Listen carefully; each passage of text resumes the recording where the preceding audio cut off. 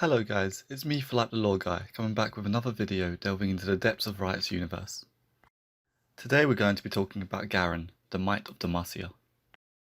With his quote being, "This kingdom and its people have given me everything. What kind of a man would I be if I gave any less in return?" This is Garen's bio. Born into the noble Crown Guard family, along with his younger sister Lux, Garen knew from an early age that he would be expected to defend the throne of Demacia with his life. His father, Pieter, was a decorated military officer, while his aunt Tiana was sword captain of the elite Dauntless Vanguard, and both were recognised and greatly respected by King Jarvan III. It was assumed that Garen would eventually come to serve the king's son in the same manner. The kingdom of Demacia had risen from the ashes of the Rune Wars, and the centuries afterwards were plagued with further conflict and strife. One of Garen's uncles, a ranger knight in the Demacian military, told young Garen and Lux his tales of venturing outside the kingdom's walls to protect its people from the dangers of the world beyond. He warned them, one day, something would undoubtedly end this time of relative peace, whether it be rogue mages, creatures of the abyss, or some other unimaginable horror yet to come. As if to confirm those fears, their uncle was killed in the line of duty by a mage. Before Garen turned 11, Garen saw the pain this brought to his family and the fear in his young sister's eyes. He knew then, for certain, that magic was the first and greatest peril that Demacia ever faced, and he vowed never to let it within their walls. Only by following their founding ideals and by displaying their unshakable pride could the kingdom be kept safe. At the age of 12, Garen left the Crown Guard home in High Silvermere to join the military. As a squire, his days and nights were consumed by training and study of war, honing his body and mind into a weapon as strong and true as Demacian steel. It was then that he first met young Jarvan IV, the prince who, as king, he would one day serve, among the other recruits, and the two became inseparable. In the years that followed, Garen earned his place in the shield wall as a warrior of Demacia, and quickly gained a fearsome reputation on the battlefield.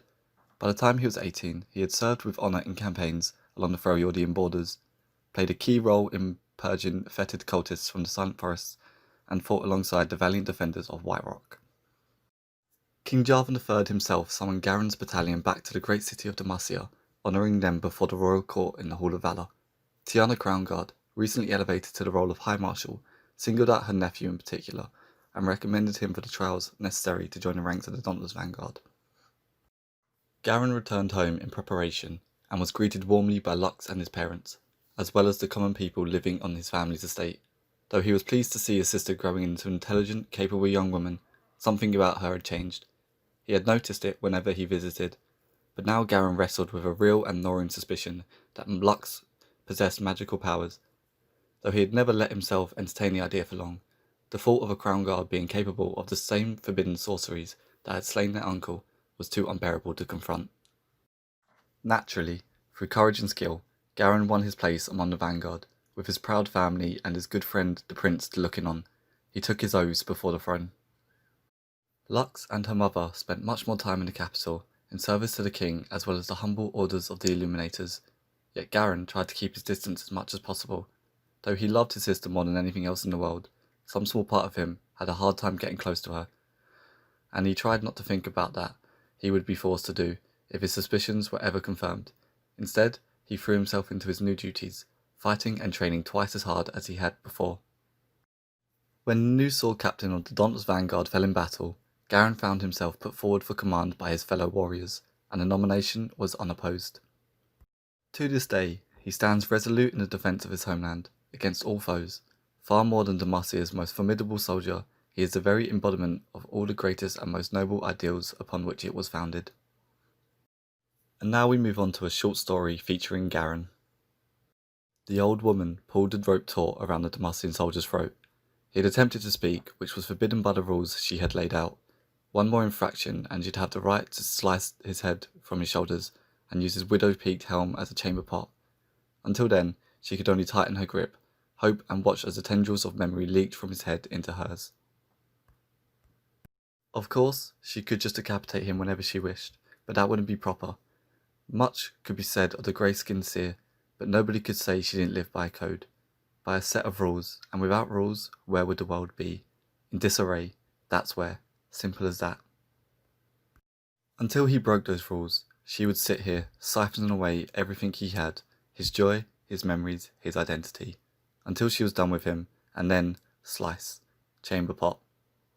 A voice screamed out in pain somewhere near the entrance of her cave, one of her sentinels, no doubt. Then another scream. And another. Tonight was shaping up to be very interesting. She could tell he was an unyielding fellow by the persistent slamming of his heavy boots onto the wet clay floor, announcing his long approach.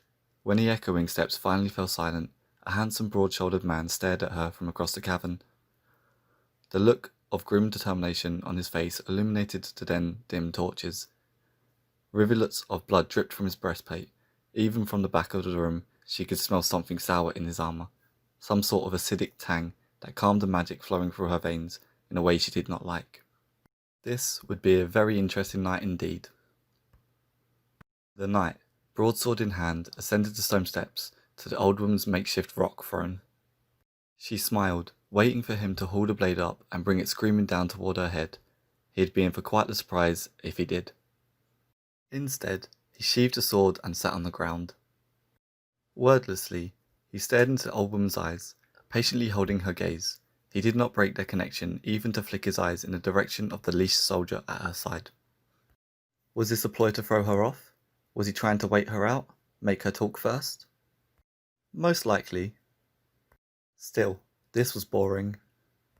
"Do you know who I am?" the woman asked. "You feed off the memories of the lost and the abandoned. Children say you are as old as the cave you inhabit. You are the Lady of Stones," he said with confidence. "Ha! That's not what they call me, and you know it. Rock hag. That's what they say. Afraid I'd smite you if you used that name, eh? Trying to butter me up?" she coughed. "No," the man replied. "I just thought it was a rude name.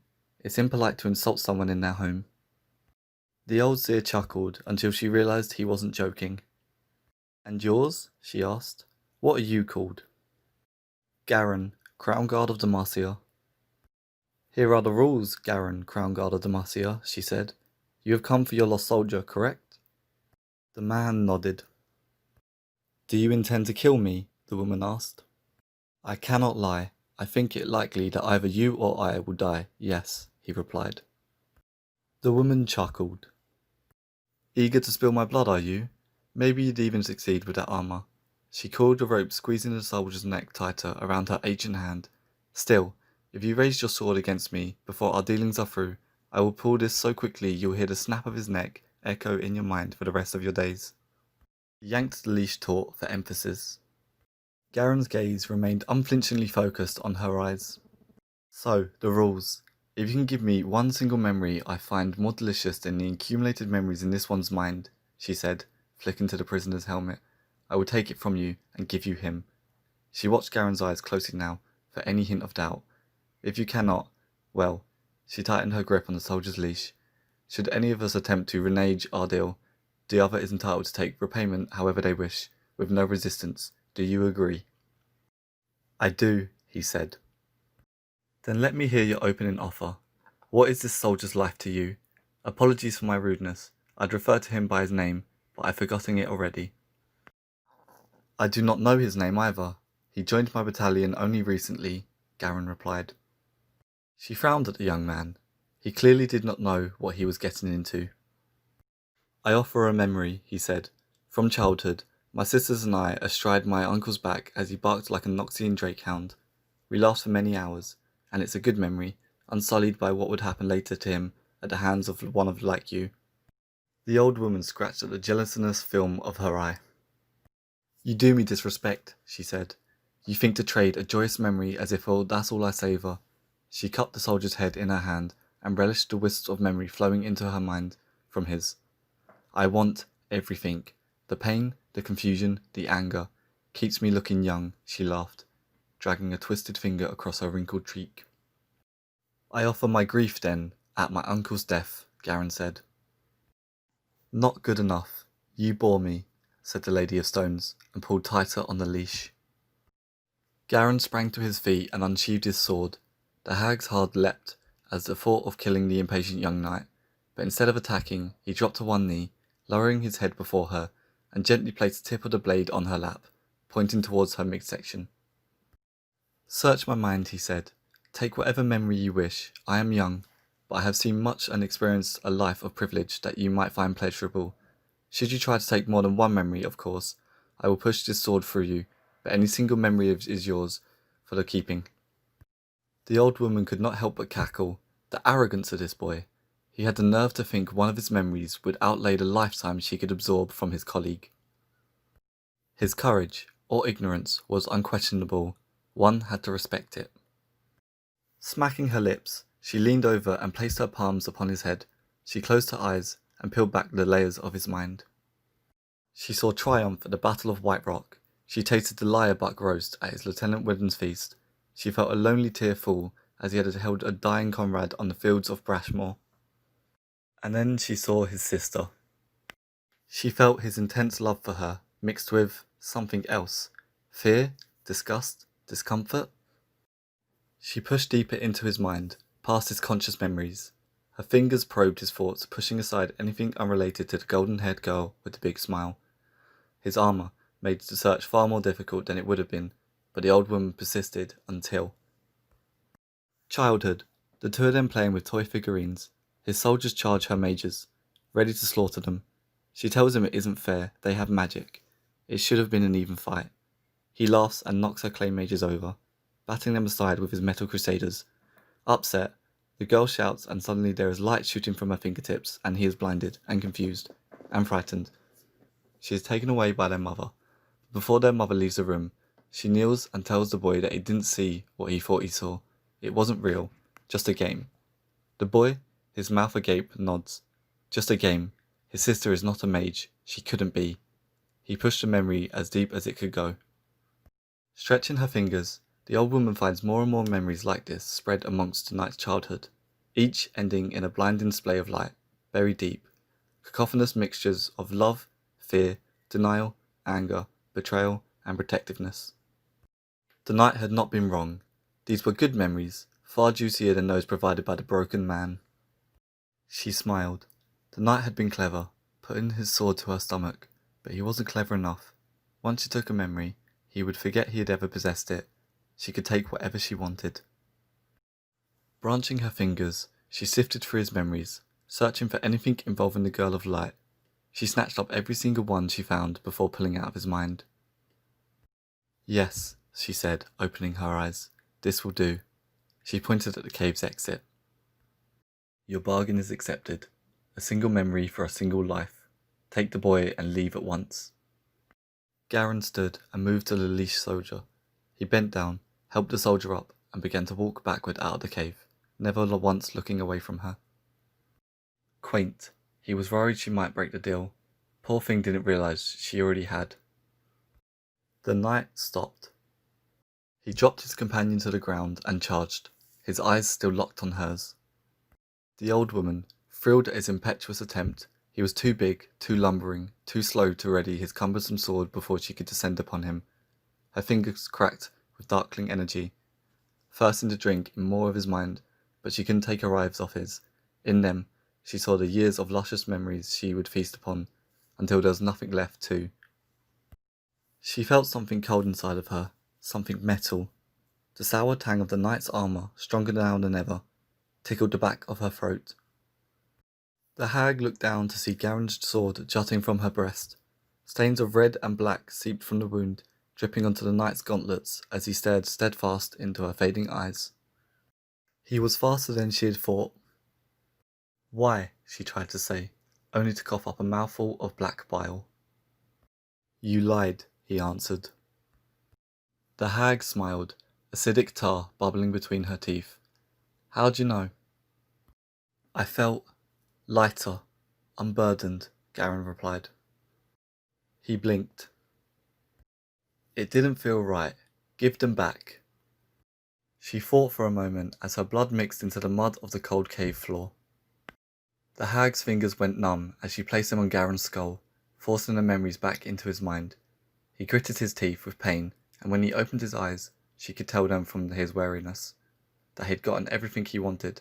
The poor fool. "Why even bother with a trade?" the old woman asked. "You are stronger than I thought, much stronger. Leash or no, you could have sliced me to ribbons before I'd lifted a finger. Why bother letting me into your mind at all?" To draw first blood in a stranger's home without giving them a chance would be impolite. The hag cackled. Is that a Demacian rule? A personal one, Garen said, and pulled a sword out of the hag's chest. Blood gushed from the open wound, and she slumped over, dead.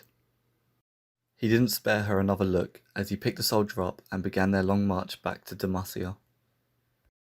And without rules, he thought to himself, where would the world be?